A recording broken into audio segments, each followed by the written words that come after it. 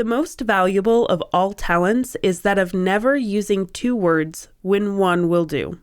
Thomas Jefferson. You're listening to Writing Roots, brought to you by Aspen House Publishing. Welcome to Writing Roots. I'm Leigh Hull. And I'm Lee Esses. We are talking today about identifying when adjectives or adverbs are superfluous versus enhancing the story that you're telling. Adjectives and adverbs are words that describe other words in the sentence. We are going to be talking about that in several different facets throughout the next couple of episodes. This is an umbrella that can get applied in a lot of different ways, like having convoluted sentences that are just difficult to follow and having way too excessive descriptions. So today, we're mostly focusing on when you stack those right next to each other. And we've had episodes in the past, one in particular where we had a mini battle over adverbs. That I won. In reality, though, whether you ascribe to the belief that adverbs are bad or whether you think they're okay, words are words with meaning and intention. And you need to be able to identify when they work and when they should be removed. One of the biggest things that makes adverbs especially bad is redundancy. What you're looking for is balance and purpose, really. So, the things that generally make adverbs, adjectives bad, things that you want to look for to identify when they are being used inappropriately. Like I said a minute ago, redundancy. That is the biggest problem that you will face when it comes to using these words. The perfect example is, she smiled happily. Obviously, that's usually what smiles indicate.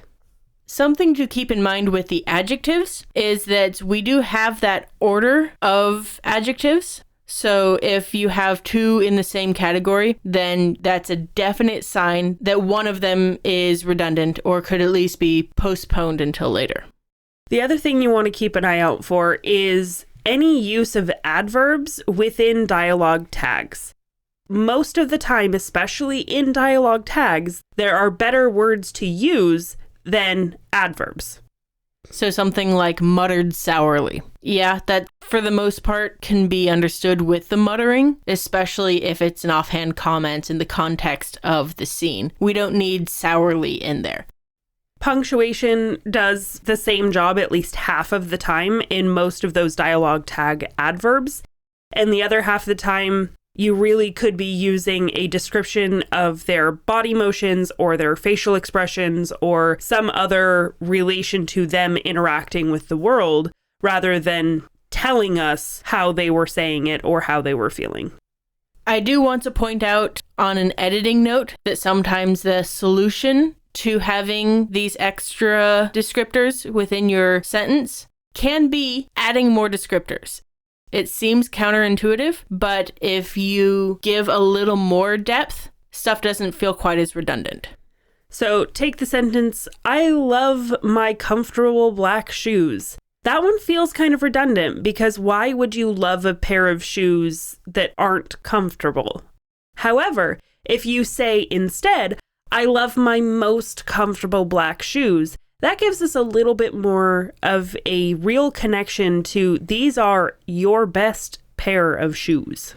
And it explains which shoes you're talking about. By saying, my shoes are comfortable, or my most comfortable shoes, that's that pair in particular. So adding descriptors deepens the word comfortable and makes the whole sentence make more sense and makes it feel less frivolous. Another thing to look for is the difference between extra and redundant words and words that deepen the meaning of the sentence. I feel like this is where the adverb argument starts to fall flat. Because yes, if they're extra and redundant, then we should be taking the adverbs out. We should be taking nouns out. We should be taking everything out if it's extra and redundant. But adverbs used well will deepen the meaning of the verbs.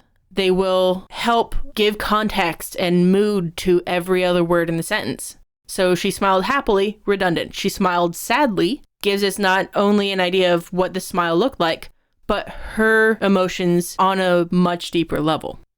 You really want to make sure each word, whether it is adjective, adverb, noun, whatever, each word needs to serve a unique purpose within your story. And that means interacting with the other adverbs and adjectives as well. If you're stacking adjectives, then make sure they both give each other context.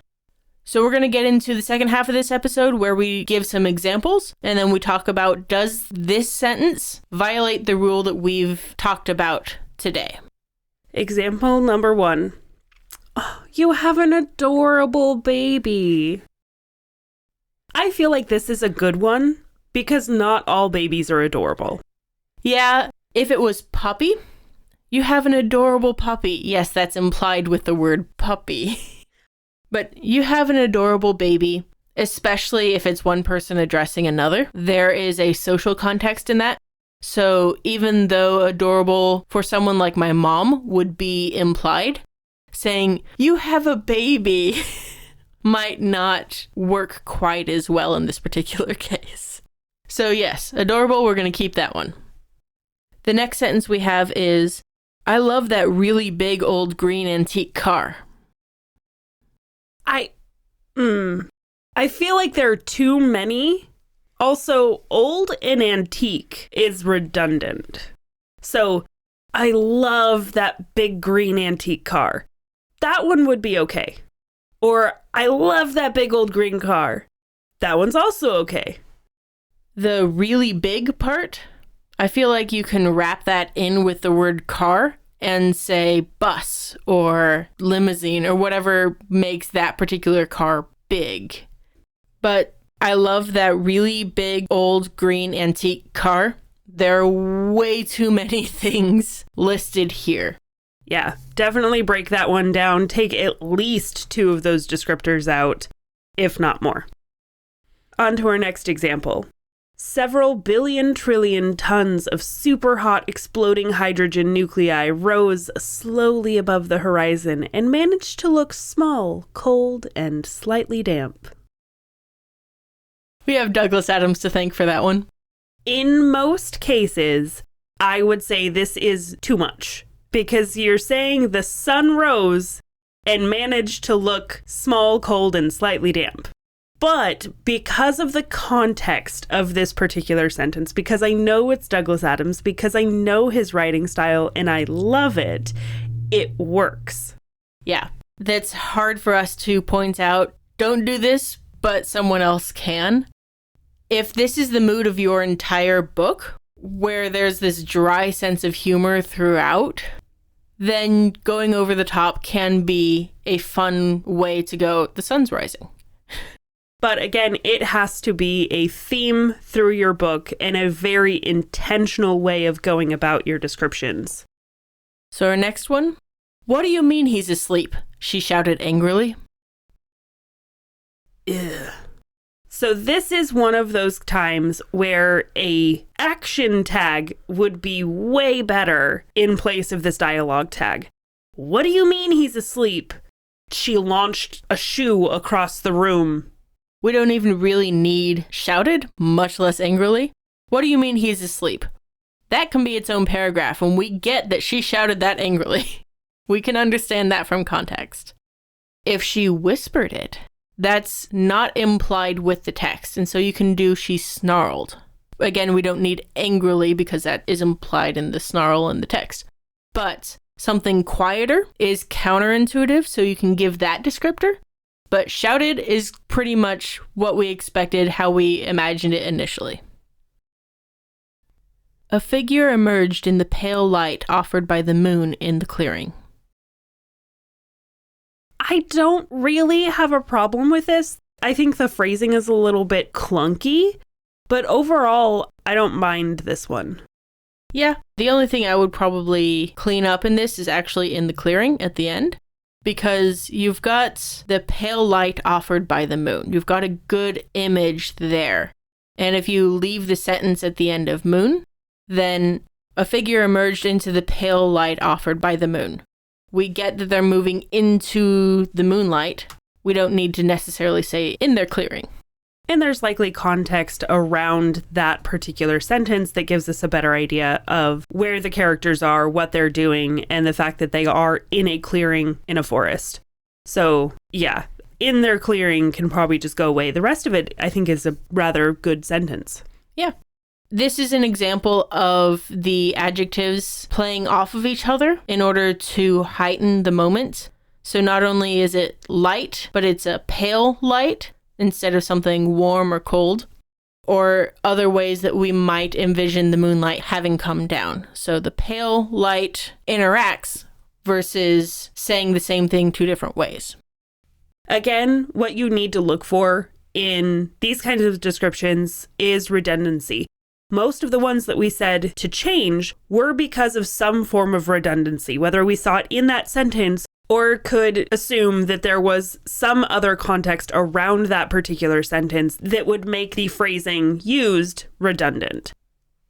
Hopefully, we've given you the tools that you need to identify the problems with these very commonly misused words. If you are listening to this episode within the few days after it was released, you're likely doing NaNoWriMo, which case ignore everything we said today and use all of the words possible. Because within those words that you come up with in order to generate the scene, the moment, within that collection will be the exact right word for your story. So use all of them if you're doing NaNoWriMo right now, and even if you're not, write selfishly. If you have a question or comment for our hosts or a topic you'd like us to cover, send us an email at writingroots@aspenhousepublishing.com or find us on Facebook by searching for Aspen House Publishing.